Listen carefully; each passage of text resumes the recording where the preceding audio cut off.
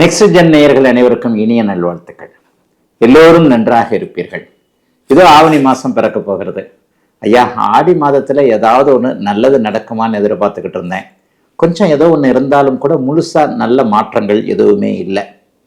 எனக்கு இந்த ஆவணி மாசம் உண்மையிலேயே தமிழ்ல பெரியவர்கள் சொல்லுவாங்க, தை மாசம் பிறந்துருச்சுல இனிமே நல்லா இருக்கும், ஆவணி மாசம் பிறக்க போதில் இனிமேல் நல்லா இருக்கும். அப்ப அந்த தைக்கும் ஆவணிக்கும் உண்மையிலே ஒரு சில சிறப்புகள் நிச்சயமாக இருக்கின்றன.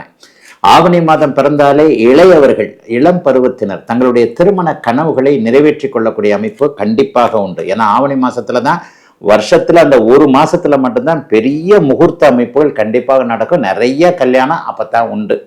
அப்ப ஆவணி மாதத்திற்கென்று உள்ள சிறப்புகள், நல்லவைகள், நல்ல விஷயங்கள், மங்கள விஷயங்கள் நிறைய நடக்கக்கூடியது ஆவணி மாதத்துடைய சிறப்புகள்.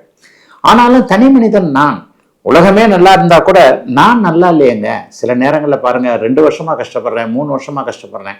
இப்போது உண்மையை சொல்ல போனா மீனராசிக்காரர்களும் சிம்மராசிக்காரர்களும், அதுலேயும் உள்ள சொல்ல போனா மீனராசியில ரேவதி நட்சத்திரத்துல பிறந்தவங்களும் சிம்மராசியில பூர நட்சத்திரத்துல பிறந்தவங்க சில மாதங்களாக கடுமையான மன அழுத்தத்துல இருக்கிறீங்கன்றதான் உண்மை. கோச்சாரத்துல இந்த ராசி பலன்களை அதிகமாக பார்ப்பவர்கள், அதிகமாக கமெண்ட் கொடுப்பவர்கள் மீனராசிக்காரர்களும் சிம்மராசிக்காரர்களுமா தான் இருப்பீங்க. இவர்களுக்கு அவரவர்களுடைய வயதிற்கு ஏற்றாற் போல மன அழுத்தம் தரக்கூடிய, உண்மையிலேயே பிறந்த ஜாதக அமைப்பு தான் மெயினான ஒண்ணு. பிறந்த ஜாதகத்துல ஒரு தசாபக்தி அமைப்புகள் இருக்கும். இப்ப நாங்க பேசுற இந்த சனி பயிற்சியா இருக்கட்டும், ராகுகேது பயிற்சியா இருக்கட்டும், குரு பயிற்சியா இருக்கட்டும், மாத பலன்களா இருக்கட்டும், உங்களுடைய பிறந்த ஜாதக தசாபக்தி அமைப்புகளுக்கு கட்டுப்பட்டது, உட்பட்டது. பிறந்த ஜாதக அமைப்புகள் ஒரு 60-70% நடக்குதுன்னா, இப்ப இந்த கோச்சார அமைப்புகள்ல ஒரு 20-30% பெரிய அளவுல அதுக்கு கை கொடுக்கக்கூடிய அமைப்புகள்ல தான் இருக்கும். பிறந்த ஜாதக அமைப்புகளின் அடிப்படையில என்ன காரக ஆதிபத்திய தசாபுக்தி அமைப்புகள் உங்களுக்கு நடந்து கொண்டிருக்கிறதோ அதுல இப்ப அஷ்டமச்சனி ஜன்மச்சனி நடக்கக்கூடிய மீனராசிக்காரர்களும் சிம்மராசிக்காரர்களுக்கும் கடுமையான மன அழுத்தங்கள் கண்டிப்பாக இருக்கும். ஆக ஒரு நிலையில ஆடி மாதத்தை விட ஆவணி மாதம் நன்றாக இருக்கும் என்பதை உறுதியாக சொல்லிவிடலாம். ஜன்மச்சனி அஷ்டமச்சனி நடந்து கொண்டிருப்பவர்களுக்கு கூட ஏதாவது ஒரு வகையில நல்ல பலன்கள் கண்டிப்பாக உண்டு. தமிழ் மாத பலன்கள் எப்படி சொல்லப்படுகிறது? ஏன் இப்படி என்னங்க ஸ்பெஷலா ஆவணி மாதத்திற்கு மட்டும் ஒரு சிறப்பு அப்படின்னு சொன்னா, மாதங்களின் நாயகன் சூரியன் தான். சூரியனுடைய இயக்கத்தை வச்சுதான் மாதங்களே அமைக்கப்பட்டிருக்கு. உலகம் முழுக்க இந்த வேத ஜோதிடம் என்கின்ற அமைப்புல 12 ராசி கட்டங்கள், நம்முடைய இந்திய அமைப்புல சூரியனுடைய இயக்கத்தை வைத்து 1ஆம் தேதியிலிருந்து 31ஆம் தேதி வரைக்கும், 30ஆம் தேதி வரைக்கும் சூரியன் எங்க இருக்கிறாரோ அதான் தமிழ் மாசம். ஆவணி மாதத்துல ஜோதிட ரீதியாக சூரியன் ஆட்சி என்கின்ற அதி அற்புத ஒரு நிலைமையில இருப்பார். இந்த ஆட்சி என்கின்ற அதி அற்புத நிலைமை அந்த வருஷத்துல ஒரு நாள் ஆட்சியா இருப்பார், வருஷத்துல ஒரு மாதம் உச்சமாக இருப்பார். அப்ப இந்த வருடத்துல ஒரு மாதம் ஆட்சியாக இருக்கக்கூடிய இந்த ஆவணி மாதம் மிகப்பெரிய நல்ல அமைப்புகளுக்கு, மங்கள விஷயங்களுக்கு போற்றப்படக்கூடியதாக. ஒளி கிரகம் சூரியன் இல்லையா? ஒளி கிரகம் வீட்டுல நல்லா விளக்கேற்றி வச்சுக்கிட்டு பல 4 டியூப்லைட்டை போட்டுக்கிட்டு, அந்த காலத்துல டியூப்லைட் இல்லாத இடங்கள்ல சாயந்தரமானா விளக்கேற்றிடுவாங்க. வாசல்ல ஒண்ணு, அதுல ஒண்ணு, இதுல ஒண்ணு, மாடத்துல ஒண்ணு, அதுல ஒண்ணு, கூடத்துல ஒண்ணுன்னு சொல்லிட்டு விளக்கேற்றி வைப்பாங்க. அந்த விளக்க வச்சு ஒளியை வச்சுத்தானே நம்முடைய வாழ்க்கை அமைப்புகள் இருக்கிறது. ஆக ஒளி மிகுந்த கிரகமான சூரியன் ஆட்சி நிலை பெற்றிருக்கக்கூடிய இந்த அமைப்பு இந்த மாதம் முழுவதும், ஆவணி மாதம் முழுவதும் ஆட்சி பெற்றிருக்கக்கூடிய அமைப்புகள் உண்டு. சூரியன் சம்பந்தப்பட்ட விஷயங்கள்லாம் நல்லா இருக்கும். அப்பாவுடைய அமைப்புகள் நல்லா இருக்கும். ஒவ்வொரு மனிதனுக்கும் அப்பாவுக்கு எதனா பிரச்சனைகள் இருந்தா கூட அந்த அப்பாவுடைய பிரச்சனைகள் கட்டுப்பட்டு மட்டுப்பட்டு இருக்கக்கூடிய அமைப்பு. அரசாங்கம் சம்பந்தப்பட்ட விஷயங்கள், பதவி உயர்வு சம்பந்தப்பட்ட விஷயங்கள், நெருப்பு சார்ந்த விஷயங்கள், எலக்ட்ரிக்கல் சார்ந்த விஷயங்கள், இதை கூட இருக்கிறவங்க எல்லாருக்குமே இந்த ஆவணி மாசம் உண்மையிலேயே நல்லா இருக்கும். ஐயா, மாத பலன்கள் அப்ப எப்படி தாங்கயா சொல்லப்படுகிறது? மாத பலன்கள் எப்படி சொல்லப்படுகிறது? போன மாதம் கூட இதை பத்தி பேசியிருப்பேன். மாத பலன்கள் மாதாந்திர கிரகங்கள்னு சொல்லப்படக்கூடிய சூரியன், செவ்வாய், சுக்கிரன், புதன் ஆகிய 4 கிரகங்களுடைய இயக்கங்களை வைத்து சொல்லப்படுகிறது. வருட பலன்கள் வருடம் ஒரு முறை மாறக்கூடிய, 2.5 வருஷத்துக்கு மாறக்கூடிய சனி, 1 வருஷத்துக்கு மாற்றக்கூடிய குரு, ராகு கேதுக்கள் 1.5 வருஷம். அப்ப இந்த மாத பலன்கள்ல இந்த சூரியன், செவ்வாய், சுக்கிரன், புதன், இந்த 4 கிரகங்களுடைய இயக்கங்கள் எப்படி இருக்கிறது என்பதை வைத்துத்தான் அந்த பலன். இப்ப ஆவணி மாத பலன்களும் நான் அப்படித்தான் உங்களுக்கு சொல்ல போறேன். ஆவணி மாதம் முழுவதும் சூரியன் ஒரே இடத்தில் சிம்ம வீட்டில், தன்னுடைய வீட்டில் ஆட்சியாக இருக்க, மிதுன வீட்டுல இந்த மாதம் முழுவதும் செவ்வாய் ஒரு நல்ல நிலைமையில இருக்கிறார்.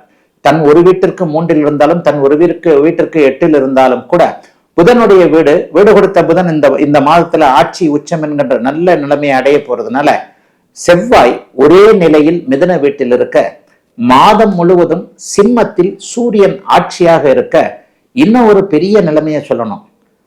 ஆரம்பத்துல ஆவணி மாத ஆரம்பத்துல சுக்கிரன் நீச்சமா இருக்கிறார். சுக்கிர பயிற்சி மாதம் நடக்கும் ஒவ்வொரு மாதமும்.